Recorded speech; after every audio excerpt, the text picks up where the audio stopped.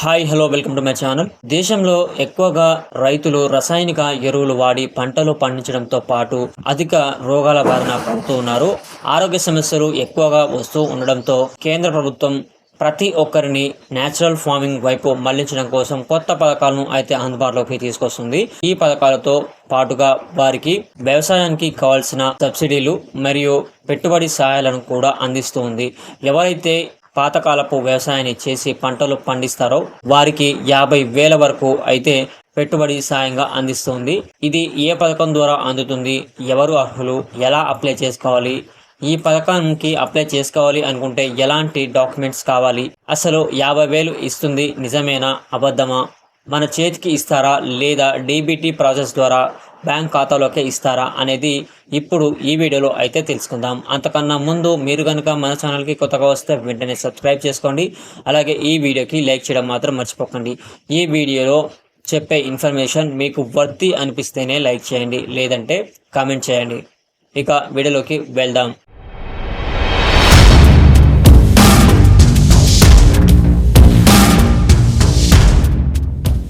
కేంద్ర ప్రభుత్వం న్యాచురల్గా వ్యవసాయం చేసేటటువంటి రైతులకు ఆర్థిక సహాయం, పెట్టుబడి సహాయం అందించడం కోసం పరంపరాగత్ కృషి వికాస్ యోజన అనే పథకాన్ని అయితే అందుబాటులోకి తీసుకొచ్చింది. ఈ పథకాన్ని 2015లో అయితే ప్రారంభించింది. సాయిల్ హెల్త్ అండ్ మేనేజ్మెంట్ కింద ఈ పథకం అయితే వర్క్ చేస్తూ ఉంది. రసాయన ఎరువులు, పురుగుల మందుల వినియోగాన్ని పూర్తిగా తగ్గించడం, దేశీయ వనరులతో సేంద్రియ వ్యవసాయాన్ని అంటే ఆర్గానిక్ ఫార్మింగ్ని ప్రోత్సహించడం, క్లస్టర్ పద్ధతిలో రైతులను ఏకం చేసి వారి ఉత్పత్తులకు మంచి మార్కెటింగ్ సౌకర్యం కల్పించడం, భూసారాన్ని కాపాడి వినియోగదారులకు విషరహిత ఆహారాన్ని అందించడం ఈ పథకం యొక్క ముఖ్య ఉద్దేశం. ఈ పథకం కింద రైతులకు నేరుగా మరియు పరోక్షంగా ఆర్థిక సహాయం అయితే అందుతుంది. 3 సంవత్సరాల కాలానికి హెక్టార్కు అంటే ఒక 5 ఎకరాలకు 50,000 వరకు సహాయం అయితే అందుతుంది. ఇందులో ఎలాంటి మధ్యవర్తి ప్రమేయం లేకుండా 31,000 వరకు నేరుగా రైతు ఖాతాలోకి జమ చేయబడుతుంది.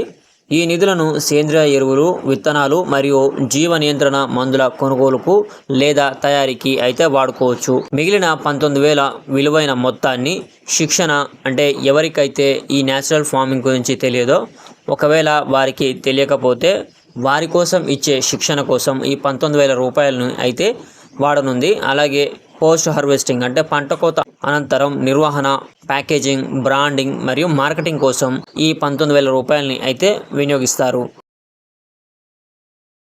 ఈ పథకం ప్రధానంగా క్లస్టర్ పద్ధతిలో అయితే పనిచేస్తుంది. ఒక క్లస్టర్లో కనీసం 50 మంది రైతులు ఉండాలి. మొత్తం క్లస్టర్ వైశాల్యం సుమారు 50 ఎకరాల వరకు అయితే ఉండాలి. ఒక్కో రైతుకు గరిష్టంగా 2 హెక్టార్ల వరకు ఆర్థిక సహాయం అయితే లభిస్తుంది. బయట ఎరువులు కొనాల్సిన అవసరం లేనందున సాగు ఖర్చు అయితే తక్కువగా ఉంటుంది. మీ పంటకు సేంద్రియ పంట అనే గుర్తింపు కూడా లభిస్తుంది. దీనికోసం సపరేట్గా కేంద్ర ప్రభుత్వం సర్టిఫికేషన్ అయితే జారీ చేస్తుంది. దీనివల్ల మార్కెట్లో ఎక్కువ ధర వస్తుందన్నమాట.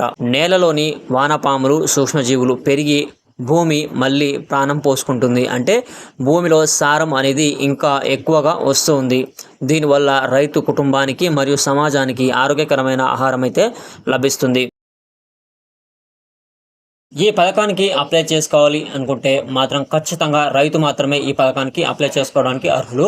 రైతు అయ్యి ఉండాలి, సొంతంగా భూమి ఉండాలి లేదా కౌలు భూమి అయినా ఉండాలి. తాను పూర్తిగా రసాయన వ్యవసాయాన్ని వదిలిపెట్టి సేంద్రియ వ్యవసాయానికి మారాలి అనే పట్టుదల ఉండాలి. ముఖ్యంగా రైతు తన దగ్గరలో ఉన్నటువంటి క్లస్టర్లో అయితే ఒక సభ్యుడిగా ఉండాలి. ఈ పథకానికి అప్లై చేసుకోవాలి అంటే కావాల్సిన డాక్యుమెంట్స్ ఒకసారి చూసుకుంటే ఆధార్ కార్డ్, పట్టాదారు పాస్ పుస్తకం, బ్యాంక్ ఖాతా వివరాలు, passport size photo, mobile number. ఈ మొబైల్ నెంబర్ అనేది ఆధార్తో లింక్ అయి ఉండాలి, ఎందుకంటే ఓటీపీలు వస్తాయి కాబట్టి. ఎలా అప్లై చేసుకోవాలి, దీనికి సంబంధించిన లింక్ అనేది నేను డిస్క్రిప్షన్లో ఇచ్చాను. అక్కడ నుంచి మీరైతే అప్లై చేసుకోవచ్చు. ఒకవేళ మీకు డిస్క్రిప్షన్లో కనుక లింక్ అనేది దొరకకపోతే గూగుల్లోకి వెళ్ళి రైతు ప్రస్థానం అని టైప్ చేయండి. రైతు ప్రస్థానం అని టైప్ చేసిన తర్వాత మీకు మెయిన్ పోర్టల్ రావడం జరుగుతుంది. ఆ మెయిన్ పోర్టల్కి వెళ్ళి మీరు స్కీమ్ పోర్టల్లోకి వెళ్ళగానే ఫస్ట్ స్కీమ్ అనేది ఇదే కనిపిస్తుంది. అక్కడ నుంచి మీరైతే అప్లై చేసుకోవచ్చు. ఇది ఆన్లైన్లో అప్లై చేసుకోవాలి అనుకుంటే. ఆఫ్లైన్లో కనుక మీరు అప్లై చేసుకోవాలి అనుకుంటే మీ గ్రామ లేదా మండల పరిధిలోని వ్యవసాయ అధికారిని సంప్రదించాల్సి ఉంటుంది. సంప్రదించి తాను చెప్పేటటువంటి ఇన్స్ట్రక్షన్స్ ఫాలో అవుతూ మీరు అప్లై అయితే చేసుకోవచ్చు. క్లస్టర్లో అయితే కంపల్సరీగా నమోదు చేసుకోవాలి. సాధారణంగా గ్రామంలోని కొంతమంది రైతులు కలిసి ఒక గ్రూప్గా ఏర్పడి వ్యవసాయ శాఖ ద్వారా క్లస్టర్గా నమోదు చేసుకోవాల్సి ఉంటుంది. తక్కువ ఖర్చుతో ఎక్కువ లాభాలు గడించాలనుకునే రైతులకు పరంపరాగత కిసాన్ వికాస్ యోజన అనేది ఒక అద్భుతమైన అవకాశం. ప్రభుత్వం ఇచ్చే ఈ ప్రోత్సాహకాన్ని ఉపయోగించుకొని ప్రకృతి వైపు అడుగులు వేయండి. మీరు ప్రకృతి వ్యవసాయం చేయడం వల్ల భూమి బాగుంటుంది, మన ఆరోగ్యాలు బాగుంటుంది.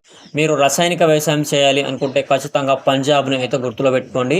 పంజాబ్లో ఎక్కువగా రసాయనాలు వాడి క్యాన్సర్ బారిన అయితే పడ్డారు రైతులు. కాబట్టి మీరు అదే తప్పు చేయకుండా రసాయనిక ఎరువులను వదిలిపెట్టి సేంద్రియ ఎరువుల వైపు మళ్ళీ మీరు వ్యవసాయాన్ని అయితే చేయండి. సో ఇది ఈరోజు వీడియో. మీకైతే అర్థమైందని అనుకుంటున్నాను. మీకు నచ్చితే లైక్ చేయండి. అలాగే మన ఛానల్కి సబ్స్క్రైబ్ చేసుకోవడం మాత్రం మర్చిపోకండి. ఈ విషయాన్ని మీ దగ్గరలోని ఆర్గానిక్ వ్యవసాయం చేసేటటువంటి రైతులకి ఇన్ఫార్మ్ చేయండి. Thank you.